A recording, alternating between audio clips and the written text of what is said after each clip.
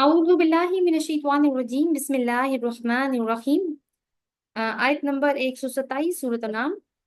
لہم دار السلام، ان کے لیے ہے سلامتی کا گھر، عند ربہم، ان کے رب کے پاس، وہوا ولیہم، وہ ان کا ولی ہے، بما کانوا یعملون، بوجہ اس کے کہ وہ جو عمل کیا کرتے تھے۔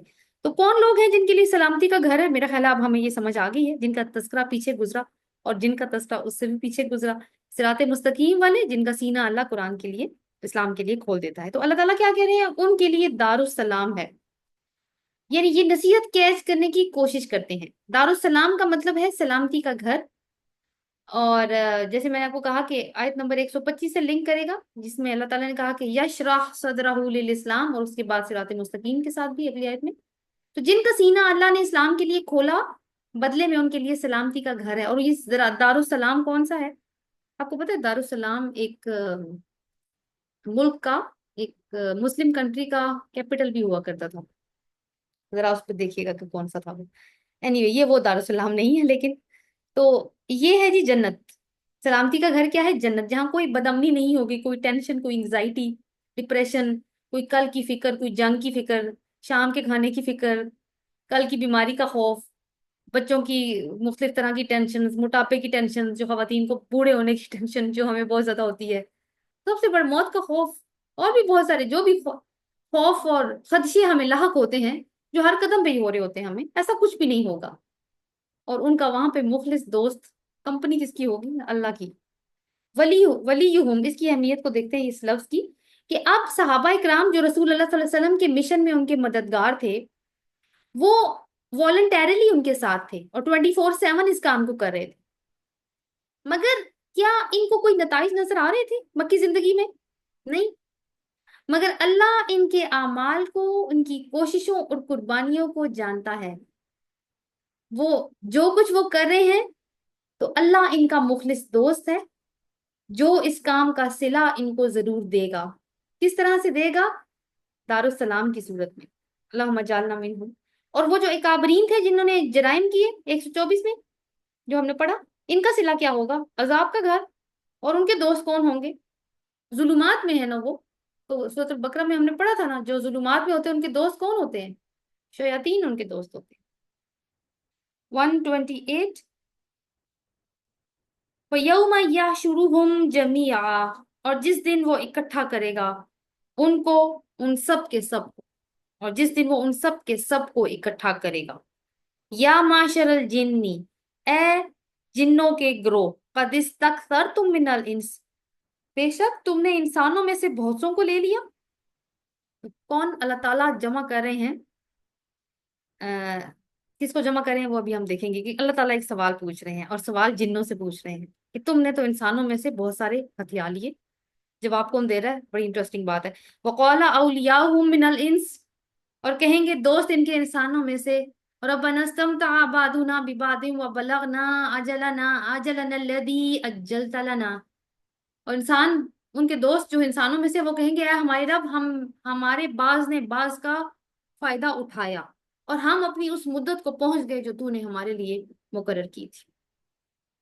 قال النار مسواکم، وہ فرمائے گا اب آگ تمہارا ٹھکانہ ہے، خالدین فیہا، ہمیشہ رہنے والے ہو اس میں، الا ماشاء اللہ، مگر وہ جو اللہ چاہے، ان ربک حکیم علیم، بے شک آپ کا رب بہت حکمت والا ہے اور خوب علم والا۔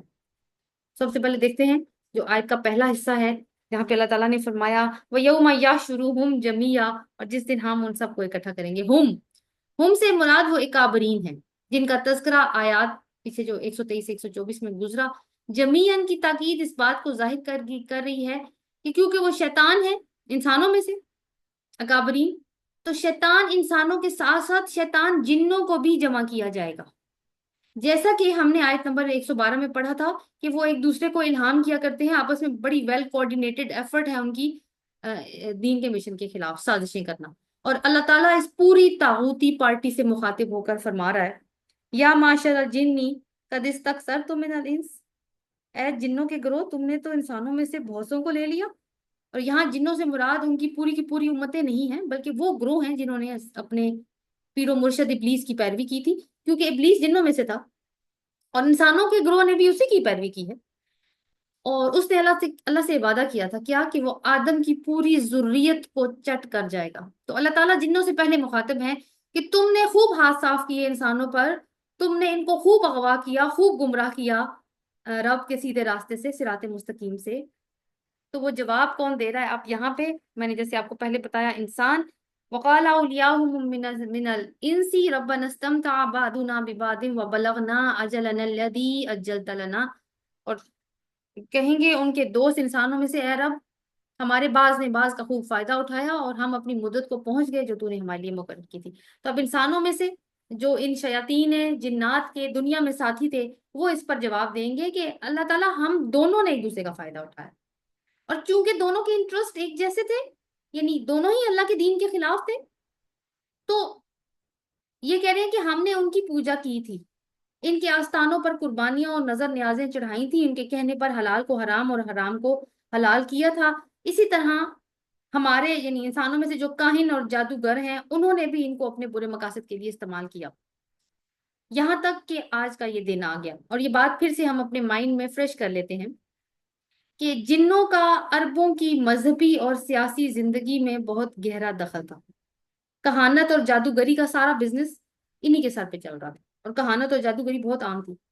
شعر و شاعری کے متعلق بھی یہ خیال کیا جاتا تھا کہ وہ جو بہترین شاعر ہوتا ہے نا وہ اس لیے بہترین ہے کیونکہ اس کے ہاتھ میں بڑا ہی کوئی بڑا پاور والا جن ہے جو اس کو شاعری سکھاتا ہے.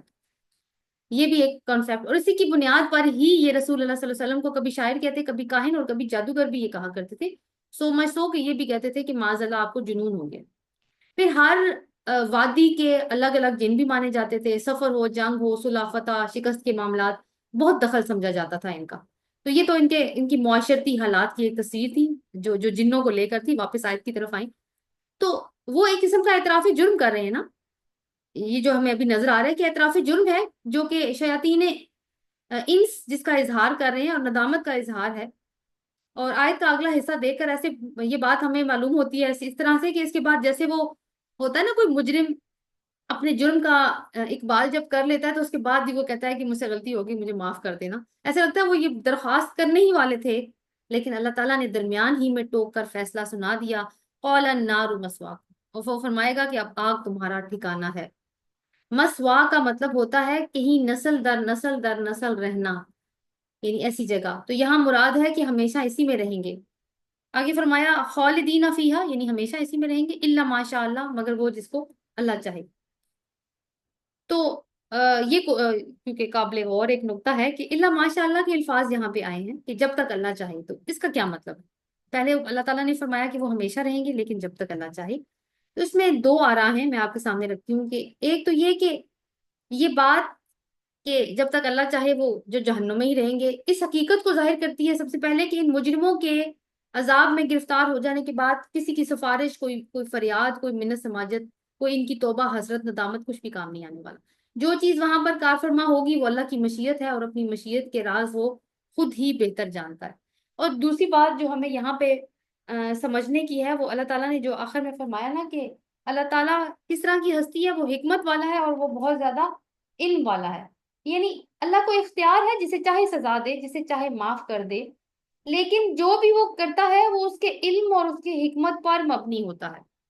تو اگر کسی کو وہ معاف بھی کرے گا ہم سزا دینے کے بعد بھی، تو وہ فیصلہ اس کے علم پہ مبنی ہوگا اور اس کی حکمت کے تحت ہوگا.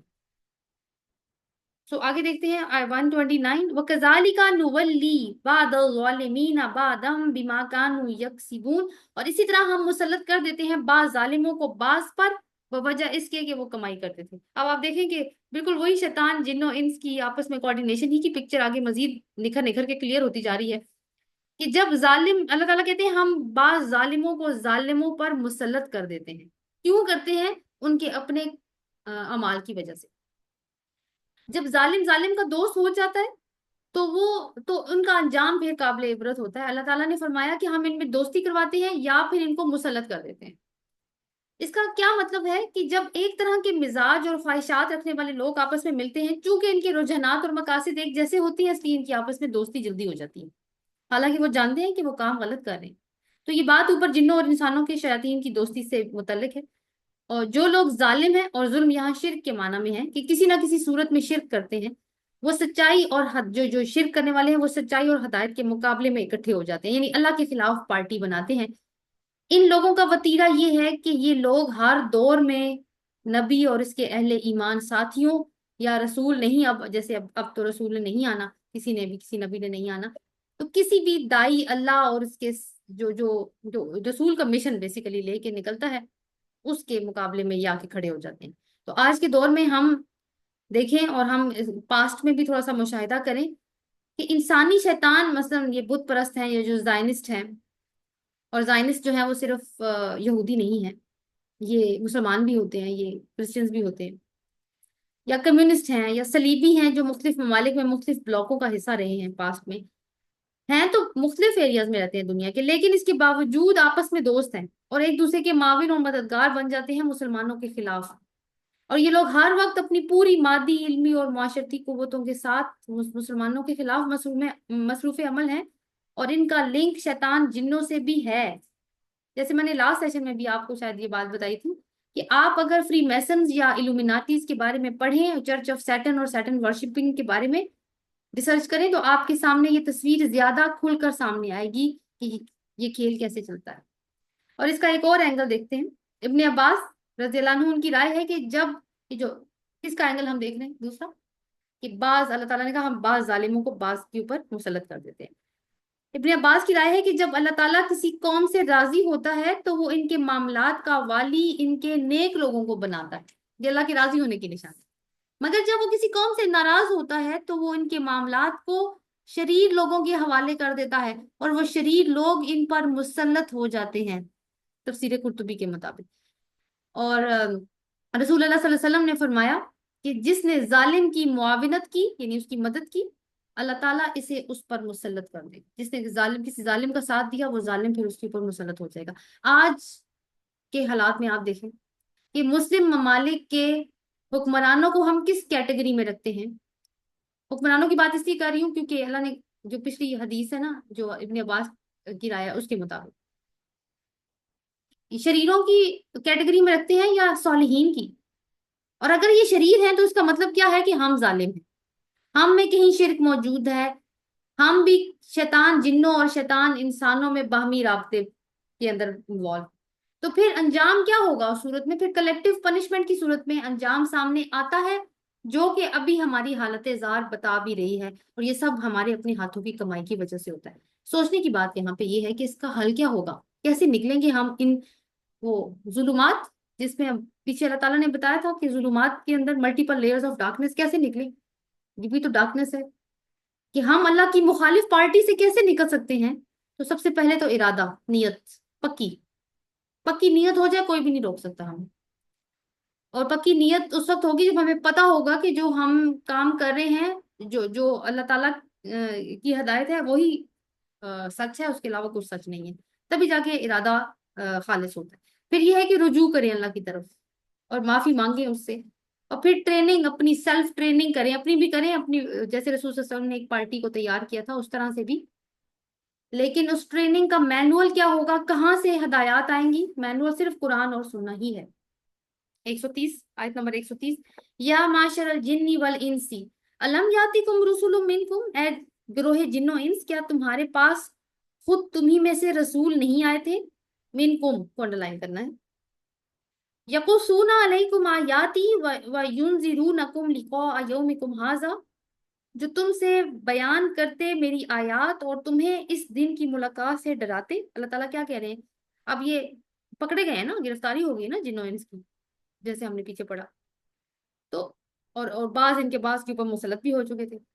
تو اب جو دن پہنچ گیا ہے یوم حشر، تو اللہ تعالیٰ ان سے پوچھ رہے ہیں کہ کیا تمہارے پاس تمہیں میں سے انسانوں اور جنوں تمہارے میں سے رسول نہیں آئے تھے جو تمہیں میری آیات بیان کرتے تھے اور اس دن کی ملاقات سے ڈراتے تھے؟ تو یہ قیامت کا منظر ہے، اور ایک طرف طاغوتی پارٹی ہے اور اللہ تعالیٰ ان سے سوالات پوچھ رہے ہیں، اور اس لیے نہیں پوچھ رہے کہ اللہ تعالیٰ کو ان سے کوئی معلومات درکار ہیں، وہ تو العلیم ہے۔ اس کی وجہ یہ ہے کہ اب وہ جو جواب دیں گے نا وہ اصل میں ان کا اقبال جرم، ان کی سزا کا جواز بن جائے گا، اور سزا ان کے لیے پورے عدل پر مبنی ہے اور وہ اسی کے مستحق تھے۔ تو ایک سوال یہاں پہ یہاں پہ کھڑا ہوتا ہے کہ کیا جنوں میں بھی رسول آئے؟ کیونکہ قرآن کا کانٹیکس رسولم منکم، کچھ رسول تم ہی میں سے، دونوں سے مخاطب ہو کے اللہ تعالیٰ کہہ رہے ہیں. تو قرآن کا کانٹیکس تو بتاتا ہے کہ ہاں جی آئے، کیونکہ اگر انسانوں پر فرشتہ نبی نہیں ہو سکتا، کیونکہ وہ بشری تقاضے نہیں جانتا، وہ انسانوں کے لیے رول ماڈل نہیں ہو سکتا، کیونکہ جن اور انس دو مختلف ٹائپس ہیں، تو اپنی ہی نو یا اپنی ہی جنس کا رسول بہترین رول ماڈل ہو سکتا ہے اور ان پر حجت تمام کر سکتا ہے. تو یہاں سے تو پتہ چلتا ہے کہ ہاں جی جنوں پہ بھی آئے ہیں، انسانوں پہ بھی آئے ہیں. لیکن ایک کنفیوژن کریٹ ہو جاتی ہے یہاں پہ. ہم جب سورہ احقاف کو پڑھتے ہیں نا، کہ جنوں کا ایک گروہ رسول اللہ صلی اللہ علیہ وسلم کے قریب سے گزرا اور انہوں نے رسول صلی اللہ علیہ وسلم سے قرآن پڑھا سنا، ٹھیک ہے، قرآن سنا انہوں نے، حالانکہ رسول اللہ صلی اللہ علیہ وسلم کو اس بات کا علم نہیں تھا، لیکن بعد میں ان کو وحی کے ذریعے بتایا گیا کہ جنوں کی ایک جماعت آئی تھی جنہوں نے آپ سے قرآن سنا. اب جب ان جنوں نے قرآن سنا تو وہ دائی بن کر اپنی قوم کی طرف لوٹے. اور ایک تو یہ بات آتی ہے کہ انہوں نے رسول صلی اللہ علیہ وسلم سے قرآن سنا اور اس کے بعد وہ دائی بن کے لوٹے. دوسری چیز، سورہ رحمان، اللہ تعالیٰ جنوں اور انس دونوں سے مخاطب ہے، اور سورہ رحمان قرآن کا حصہ ہے نا، قرآن رسول اللہ صلی اللہ علیہ وسلم پہ نازل ہوا ہے. اور کچھ حدیث سے بھی یہ معلوم ہوتا ہے کہ حضور جنوں کو بھی قرآن سنانے جایا کرتے تھے. ہو سکتا ہے، اور یہ میری ذاتی رائے بھی تھی، کہ چونکہ رسول اکرم صلی اللہ علیہ وسلم کو رحمت العالمین بنا کر بھیجا گیا ہے، اور عالمین کا اطلاق تمام عاقل مخلوق پر ہوتا ہے، تو آخری رسول کی حیثیت سے یہ ہو سکتا ہے کہ آپ صلی اللہ علیہ وسلم جنوں پر بھی رسول ہوں. لیکن مجھے پھر بعد میں اس کے فیور میں ابن عباس کا ایک قول بھی مل گیا تفسیر قرطبی میں، واللہ اعلم. بارہ ایک رائے اس میں یہ بھی ہے کہ رسول تو سب انسانوں میں سے ہی آئے تھے اور وہ جنوں کے بھی رسول ہیں. اس کی توجیہ بھی سورہ احقاف کے اس واقعے سے ملتی ہے جو میں نے آپ کے سامنے بھی رکھا. انہوں نے جو بات کی تھی نا، جنہوں نے وہ کیا بات کی تھی، انہوں نے کہا تھا خاموش ہو جاؤ اور قرآن سنو. اور جب وہ اپنی قوم میں دائی بن کے لوٹے تو انہوں نے کہا تھا ہم نے ایک بڑا عجیب قرآن سنا ہے دنیا میں، جو تصدیق کرتا ہے اس کتاب کی جو موسیٰ علیہ السلام پہ نازل ہوئی تھی. یعنی موسیٰ علیہ السلام کا ذکر انہوں نے کیا ہے. تو اگر ہم اس مسئلے کو نہ بھی ویسے سمجھ پائیں تو کوئی فرق نہیں پڑتا، کیونکہ ویسے تو بڑا انٹرسٹنگ ہے، ہم بڑا جاننا چاہتے ہیں اس کے بارے میں، اس مخلوق کے بارے میں جو ہمیں نظر نہیں آتی. لیکن یہ ہے کہ چونکہ ہمارے پاس تو رسول آئے ہیں نا، ہم تو انسان ہیں. اب جنوں کی پارٹی بھی کھڑی ہے، انسانوں کی پارٹی بھی کھڑی ہے، ہر ایک نے اپنا اپنا جواب دینا ہے. تو ہمارے پاس تو رسول آئے ہیں جن کو ہم جانتے ہیں، اور ہم سے تو انہیں کے بارے میں سوال ہوگا کہ ان کی دعوت پر ایمان لائے ہو یا نہیں لائے. تو آگے چل کے دیکھتے ہیں کہ کیا ہوا آیت میں. یقصون علیکم آیاتی، جو بیان کرتے تم پر میری آیات. یہ آیت کا حصہ الگ سے اس لیے کر رہی ہوں کہ اس میں لفظ استعمال ہوا ہے یقصونا. یہ لفظ ہے کس سے سنانے اور کہانیاں سنانے کے لیے معروف ہے، لیکن یہاں پہ یہ آیات کو سنانے کے معنوں میں آیا ہے. تو ہو سکتا ہے کہ بات دل میں کچھ کچھ کھٹکے کہ یہ کیا بات ہے. تو یہاں پہ وہ آیات مراد ہو سکتی ہیں جو ڈراوے ہیں، جو وارننگز دینے کے لیے آئی ہیں، جہاں پر رسول نے اپنی قوموں کو پچھلی مکذبین اور مشرکین قوموں کے حالات اور عذاب کے قصے سنا کر وارن کیا ہے. تو وہ قصے ہی ہے نا جو جس سے وارن کیا گیا ہے. اور اس لیے پھر آگے جو لفظ آ گیا نا وہ وَيُنذِرُونَكُمْ، یہ لفظ بھی آیا. انذار کا مطلب کیا ہوتا ہے؟ وارن کرنا.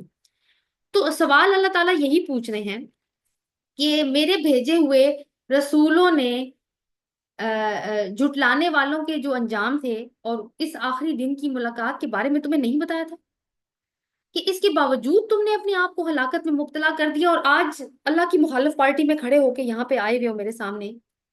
تو جواب کیا دیں گے کافر؟ قالوا شہدنا علی انفسنا، وہ کہیں گے ہم اپنے نفسوں کے خلاف گواہی دیتے ہیں. وغرتهم الحیات الدنیا، اور دنیا کی زندگی نے ان کو دھوکے میں ڈال رکھا تھا. وشہدوا علی انفسہم، اور وہ گواہی دیں گے اپنے نفسوں کے خلاف، انہم کانوا کافرین، کہ بے شک وہی کافر تھے. تو اب کیا ہے کہ انہوں نے کیا کیا؟ اپنے خلاف گواہی دی. یہ مضمون جو ہے نا وہ ہم پڑھتے ہیں سورہ ملک میں. سورہ ملک کیونکہ ہمارے روزمرہ کی اسٹڈی کا ہے، وہ تلاوت کا حصہ ہے، رات کو سوتے ہوئے ہم پڑھتے ہیں. اس میں اللہ تعالیٰ نے فرمایا آیت نمبر 8 سے 11 تک کہ کلما القی فیہا فوج سالہم خزنتها الم یاتکم نذیر قالوا بلی قد جاءنا نذیر فکذبنا وقلنا ما نزل اللہ من شیء ان انتم الا فی ضلال کبیر وقالوا لو كنا نسمع او نعقل ما كنا في اصحاب السعیر فاعترفوا بذنبهم فسحقا لاصحاب السعیر. ترجمہ اس کا کیا ہے کہ جب جب اس میں کوئی جماعت یا گروہ جھونکا جائے گا تو دوزخ کے چوکیدار ان سے سوال کریں گے کہ کیا کوئی ڈرانے والا تمہارے پاس نہیں آیا تھا؟ وہ کہیں گے کیوں نہیں، بے شک ہمارے پاس ڈرانے والا آیا تھا مگر ہم نے اسے جھٹلا دیا اور کہا کہ اللہ نے کچھ نازل نہیں کیا۔ وہ کہیں گے تم لوگ تو ایک بڑی گمراہی میں مبتلا ہو، اور وہ کہیں گے کہ اگر ہم سنتے اور سمجھنے والے ہوتے تو دوزخ میں پڑنے والے نہ بنتے، بس وہ اپنے جرم کا اعتراف کر لیں گے۔ اور یہاں اس آیت نمبر 133 میں کیا منظر نامہ ہے کہ آج یہ اپنے نفسوں کے خلاف گواہی دے رہے ہیں، اپنے آپ کے خلاف گواہی دے رہے ہیں، اور کہہ رہے ہیں کہ ہمیں دنیا کی زندگی نے دھوکے میں ڈال رکھا تھا۔ تو اب کیا ہے کہ اب لیکن اس لیے انہوں نے اس ہر چیز کا انکار کر دیا، اور دنیا کی زندگی نے دھوکے میں ڈال رکھا تھا۔ اس کا کنیکشن ابھی آپ آج کی ہی آیات میں دیکھیں تو آپ کو پیچھے جا کے مل جائے گا۔ وہ جن کے دلوں پر اللہ تعالیٰ نے رجس ڈال دیا تھا، وہ کس وجہ سے ڈالا تھا؟ اب دنیا کی زندگی دھوکے میں کیسے ڈالتی ہے؟ اپنی خواہشات کے پیچھے چلنا، نمبر 1، کیونکہ وہ بہت خوبصورت نظر آتی ہیں۔ نمبر 2، زندگی کا مقصد دنیا کی آسائشیں اور آرام حاصل کرنا بنا لینا اور اسی کے حصول کے لیے جان توڑ محنت کرنا۔ نمبر 3، صحیح اور غلط میں تمیز نہ کرنا، ہر جائز ناجائز ذریعہ استعمال کرنا مال کمانے کے لیے، پاور پوزیشن لینے کے لیے، خود غرضی کی زندگی گزارنا، اس خوش فہمی میں رہنا کہ اللہ پھر بھی معاف کر دے گا، اپنی ذات کے ہونے کے مقصد سے ہی انکار کر دینا یا مقصد کا معلوم ہی نہ ہونا، چند رسومات عبادت ادا کر کے سمجھنا کہ فرض ادا ہو گیا ہے، بدعات پر عمل کرنا، اصل تعلیم حاصل ہی نہ کرنا اور یہ سمجھنا کہ مجھے سب آتا ہے، یہ بات نہ سمجھنا کہ دنیا دار امتحان ہے، یوم آخرت پر شک کرنا، دنیاوی سہارے ڈھونڈنا وغیرہ۔ تو آپ دیکھیے کہ پیچھے والی آیات میں بھی سے بھی دیکھیں تو ایک پرفیکٹ آپ کو اس میں لنک نظر آ رہا ہے۔ یہ سارا مضمون جو ہے نا وہ ایک ہی ڈائریکشن کی طرف چل رہا ہے۔ آگے آیت نمبر 131 دیکھیے، ذالکا ذالکا الم یکن ربک مہلک القری بظلم واہلھا غافلون، یہ اس لیے کہ نہیں ہے آپ کا رب کسی بستیوں کو ظلم کے ساتھ ہلاک کرنے والا جبکہ اس کے رہنے والے غافل ہوں۔ یعنی اللہ تعالیٰ ایسا نہیں ہے کہ وہ کسی بھی بستی کو ہلاک کر دے اس حال میں کہ ان بستی والوں کو پتہ بھی نہ ہو کہ ہمیں کیوں ہلاک کیا جا رہا ہے، ہم پہ کیوں عذاب آ رہا ہے۔ اللہ کی رحمت کا یہ تقاضا ہے کہ وہ لوگوں کو شرک، کفر اور نافرمانی پر اس وقت تک سزا نہیں دیتا جب تک کہ رسولوں کے ذریعے اپنا پیغام نہ پہنچا دے۔ حالانکہ اللہ تعالیٰ نے انسانوں کی فطرت کے اندر یہ صلاحیت رکھی ہے کہ وہ اپنے رب کو تلاش کر سکتے ہیں اور عقل بھی بخشی ہے کہ درست فیصلہ کر سکے، لیکن اس کے باوجود اللہ تعالیٰ نے رسول بھیجے ہیں اس دنیا میں، کیونکہ انسان جو ہے نا اس کی فطرت میں اللہ کی معرفت تو موجود ہے لیکن دنیا کی رنگینیوں میں گم ہو کر بڑی جلدی انسان اپنی فطرت کی راہ گم کر دیتا ہے اور عقل پر بھی پردے آ جاتے ہیں۔ تو ہدایت کا انتظام پھر اللہ تعالیٰ نے مسلسل کر کے رکھا ہے۔ یہ اللہ تعالیٰ کا انسان کے ساتھ شفقت والا یا رحمت والے سلوک کا ثبوت ہے۔ اور ایک اور بات کہ صرف اپنی عقل کے بلبوتے پر انسان راہ ہدایت نہیں پا سکتا، نہ ہی اپنی نفسانی خواہشات کو کنٹرول کر سکتا ہے جب تک کہ اس کے ساتھ مدد کے لیے یا رہنمائی کے لیے قرآن نہ ہو جو کہ رسولوں کے یا وہی نہ ہو جو رسولوں کے ذریعے نازل ہوئی۔ اور اس انتظام کے بغیر اللہ تعالیٰ کسی بھی بستی کو ہلاک نہیں کرتا کہ لوگوں کو حقیقت کا علم نہ ہو۔ یہاں خطاب تو رسول اللہ صلی اللہ علیہ وسلم سے ہے اور آپ کے ذریعے اہل ایمان کو سمجھایا جا رہا ہے کہ قیامت کا یہ منظر دیکھ لو ابھی سے کہ جنوں انس کے اس انجام میں تم ہر ایک کے لیے عبرت ہے، لہٰذا رسول اللہ صلی اللہ علیہ وسلم کی دعوت کو سنجیدگی سے لو جو تمہیں اللہ کی پارٹی میں شامل کرنے کی جدوجہد کر رہے ہیں۔ 132 وَلِكُلٍّ دَرَجَاتٌ مِّمَّا عَمِلُوا وَمَا رَبُّكَ بِغَافِلٍ عَمَّا يَعْمَلُونَ، ہر ایک کے لیے درجات ہیں اس میں سے جیسے انہوں نے عمل کیے اور آپ کا رب غافل نہیں ہے اس سے جو وہ عمل کرتے ہیں۔ تو یہ انسانوں اور جنوں دونوں کی بات ہو رہی ہے جن کا ذکر چل رہا ہے کہ ہر ایک کے اللہ کے ہاں درجے ہیں اور وہ مختلف درجے ہیں، اور درجات کس بنا پر ہیں؟ اعمال، ان کے اعمال کی بنیاد پر، چاہے وہ اعمال اچھے ہیں تو ان اچھوں میں سے بھی درجے ہیں، اگر وہ اعمال برے ہیں تو ان بروں میں سے بھی درجات ہیں۔ تو اللہ تعالیٰ تمہارے اعمال سے غافل نہیں ہے، چاہے عمل چھوٹا ہے یا بڑا، اللہ تعالیٰ اس کو جانتا ہے، اچھا ہے یا برا، چھوٹا اچھا ہے، کم اچھا ہے، کم برا ہے، جس بھی انٹینسٹی کا ہے اللہ تعالیٰ کو خوب خبر ہے۔ عمل کا مطلب کیا ہوتا ہے؟ عمل وہ کام ہوتا ہے جو سوچ سمجھ کر کیا جائے۔ 133 دیکھیں، وَرَبُّكَ الْغَنِيُّ ذُو الرَّحْمَةِ، اور آپ کا رب بہت بے نیاز ہے اور بہت رحمت والا ہے۔ اِن یشا، اگر وہ چاہے، یذہبکم، وہ تمہیں لے جائے، وَیَسْتَخْلِصْ مِن بَعْدِکم مَا یشاء کما انشأکم من ذریۃ قوم آخرین، اگر وہ چاہے تو تم سب کو لے جائے اور تمہارے بعد جانشین بنا دے جس کو چاہے، جیسا کہ اس نے تمہیں دوسری قوم کی نسل سے اٹھایا۔ تو پہلی چیز تو اللہ تعالیٰ نے یہ کی کہ آپ کا رب جو ہے وہ بہت بے نیاز ہے اور بہت زیادہ رحمت فرمانے والا ہے۔ تو دو اللہ تعالیٰ کی یہاں پہ ہمیں صفات نظر آتی ہیں۔ کیا مطلب ہوگا؟ پہلا تو ہم دیکھتے ہیں کہ وہ غنی ہے، یعنی بے نیاز ہے، تو اس کی کوئی غرض تم سے اٹکی ہوئی نہیں ہے، اس کا کوئی مفاد تم سے وابستہ نہیں ہے، نہ تمہاری نافرمانی سے اس کا کچھ بگڑتا ہے، نہ تمہاری فرما برداری سے اسے کوئی فائدہ پہنچتا ہے۔ تم سارے مل کے سخت نافرمان ہو جاؤ، اس کی بادشاہی میں کوئی کمی نہیں آئے گی۔ تم سارے فرما بردار ہو جاؤ، عبادت گزار بن جاؤ، اس کی سلطنت میں کوئی اضافہ نہیں ہوگا۔ نہ وہ تمہاری سلامیوں کا محتاج ہے، نہ عبادتوں کا محتاج ہے، نہ تمہاری نظر و نیاز کا۔ وہ تو ویسے ہی اپنے بے شمار خزانے تم پر لوٹا رہا ہے، بغیر اس کے کہ اپنے لیے وہ کوئی بدلہ چاہے۔ اور دوسری بات ہے ذو رحمہ، یعنی مہربانی اس کا شیوا ہے، اس کا شیار ہے۔ تو یہاں پہ اس کے موقع محل، یعنی آیت کے کانٹیکسٹ کے اعتبار سے دو مفہوم نکلیں گے۔ ایک یہ کہ تمہارا رب تم کو راہ راست پر چلنے کی جو تلقین کرتا ہے اور برے طرز عمل سے جو منع کرتا ہے، اس کی وجہ یہ نہیں ہے کہ اس کا کوئی فائدہ یا نقصان اس کے ساتھ اٹکا ہوا ہے، بلکہ اس کی وجہ یہ ہے کہ اس میں تمہارا فائدہ ہے۔ اچھے کام کرو گے تو تمہارا فائدہ ہے، غلط کام کرو گے تو تمہارا نقصان ہے۔ اور یہ بالکل اس کی، صرف اس کی مہربانی ہے کہ وہ تمہیں اس صحیح طرز عمل کی، اس رائٹ ایٹیٹیوڈ کی طرف تمہاری تعلیم کرتا ہے، تاکہ تم اس کے اوپر عمل کر کے بلند سے بلند درجے حاصل کر سکو۔ اور تمہیں غلط طرز عمل سے روکتا ہے، ایسا نہ ہو کہ تم نچلے درجوں میں چلے جاؤ، اسفل و سافلین بن کے رہ جاؤ۔ دوسرا یہ ہے کہ تمہارا رب جو ذو رحمہ کا دوسرا مفہوم، کہ وہ کوئی سخت گیر قسم کا آقا نہیں ہے جس کو تمہیں سزا دینے میں کوئی مزہ آتا ہے، یا تمہیں پکڑنے اور مارنے پر وہ تلا ہوا ہے کہ ذرا سی تم سے غلطی ہو جائے کسی وجہ سے اور فوراً ہی تمہیں پکڑ لے۔ وہ اپنی ساری مخلوقات پر نہایت مہربان ہے۔ ہم نے پڑھا نا کہ اس کی رحمت اس کے غضب پر بھاری ہے، تو اس کا یہی معاملہ انسانوں کے ساتھ بھی ہے۔ اس لیے وہ تمہارے بہت سارے قصور معاف کرتا چلا جاتا ہے۔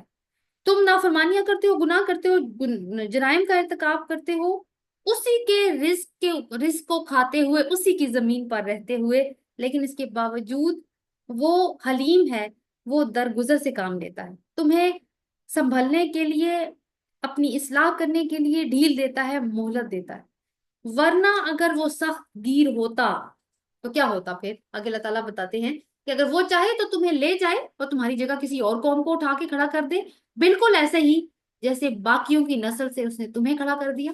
یہ اہل مکہ سے خاص بات ہو رہی ہے، یعنی یہ کھلی دھمکی ہے ان اہل مکہ کے لیے کہ اپنی رحمت کی بنیاد پر اس نے تم پر تمام حجت کر دی ہے، اور یہ بتا دیا ہے کہ تم سے پہلے بھی اس زمین پر قومیں آباد تھی جن کی تاریخ بھی تمہیں بتائی جا چکی ہے۔ عاد آئے، تباہ ہوئے، سمود آئے ان کے بعد، وہ بھی تباہ ہو گئے، اب تم آئے ہو۔ ان کی طرف اللہ نے اپنی رحمت کی وجہ سے رسول بھیجے، انہوں نے جھٹلا دیا۔ اب انہی کی نسلوں سے تم آئے ہو اہل مکہ، رسول تو تمہاری طرف بھی بھیج دیا گیا ہے، اور تم بھی وہی کچھ کر رہے ہو جو انہوں نے کیا تھا۔ تو تمہیں ہٹا کر کسی اور کو لے آنا اس کے لیے کوئی مشکل نہیں ہے۔ تو ہم اپنی تاریخ بھی اگر دیکھیں تو کتنے عروج و زوال ہمیں نظر آتے ہیں، اور آج بھی یہ آیت آج کی امت مسلمہ کے اوپر بھی تلوار ہاتھ میں لے کے کھڑی ہے کہ اگر رسول کی دعوت سے روگردانی کرتے رہے تو ایک مدت کے بعد اللہ تعالیٰ تمہیں ہٹائے گا اور کسی اور کو لے آئے گا۔ سورہ مائدہ میں بھی ہم یہ مضمون پڑھ کے آئے ہیں کہ تم اللہ کے دین سے پھرتے ہو تو پھر جاؤ، وہ تمہیں ہٹائے گا اور تمہاری جگہ ایسوں کو لے آئے گا جو اللہ سے محبت کرتے ہوں گے اور اللہ ان سے محبت کرتا ہو۔ یہ اللہ کے لیے کوئی مشکل کام نہیں۔ اور حضرت عیسیٰ علیہ السلام نے بھی ایک جگہ پہ بنی اسرائیل کو مخاطب کر کے فرمایا تھا کہ تم اس بات پہ گھمنڈ نہ کرو کہ تم ابراہیم علیہ السلام کی اولاد ہو، میرا خدا چاہے تو ریگستانوں کے زروں سے ابراہیم کے لیے اولاد کھڑی کر دے۔ تو قرآن بھی یہی بات کر رہا ہے، تو کیا مشکل ہے یہ اللہ تعالیٰ کے لیے؟ اگلی آیت دیکھتے ہیں جو ہماری آخری آیت ہے، انما توعدون لآت، بے شک جو تم وعدہ کیے جاتے ہو البتہ وہ آنے ہی والا ہے، وما انتم بمعجزین، اور تم عاجز کرنے والے نہیں ہو۔ توعدون میں وہ عذاب بھی شامل ہے جس کی رسول کی تکذیب کے بعد جس کی دھمکی دی جاتی ہے کہ اگر رسول کا انکار کر دیا تو عذاب آ جائے گا، اور یوم حساب بھی جس کا وہ بھی شامل ہے اس میں، جس کا نقشہ کچھ دیر پہلے ہم نے دیکھا جن ان سے بات کرتے ہوئے۔ یہ دونوں باتیں ہو کر رہیں گی اور تم اللہ کے قبضے قدرت سے باہر نہیں ہو انسانوں، اور تم عاجز نہیں کرنے والے، یعنی نہ تم اللہ کو ہرا سکتے ہو، نہ تم میں اتنی طاقت ہے۔ اور کس کو تم نہیں ہرا سکتے؟ نہ تم اللہ کو ہرا سکتے ہو، نہ اس کی قدرت کو ہرا سکتے ہو، نہ رسول کو ہرا سکتے ہو، اور نہ ہی اس کے پیغام کو ہرا سکتے ہو، اور نہ ہی اس عذاب کو ہرا سکتے ہو جس کے اگر تم حقدار بن گئے تو تم یہ نہیں سمجھ سکتے کہ وہ تم پہ نہیں آ سکتا۔ ایسا نہیں ہو سکتا. تو اللہ تعالیٰ ہمیں سمجھنے کی اور عمل کرنے کی توفیق عطا فرمائے. سبحانک اللہم و بحمدک نشہد ان لا الہ الا انت نستغفرک و نتوب الیک. آمین. السلام علیکم و رحمۃ اللہ وبرکاتہ.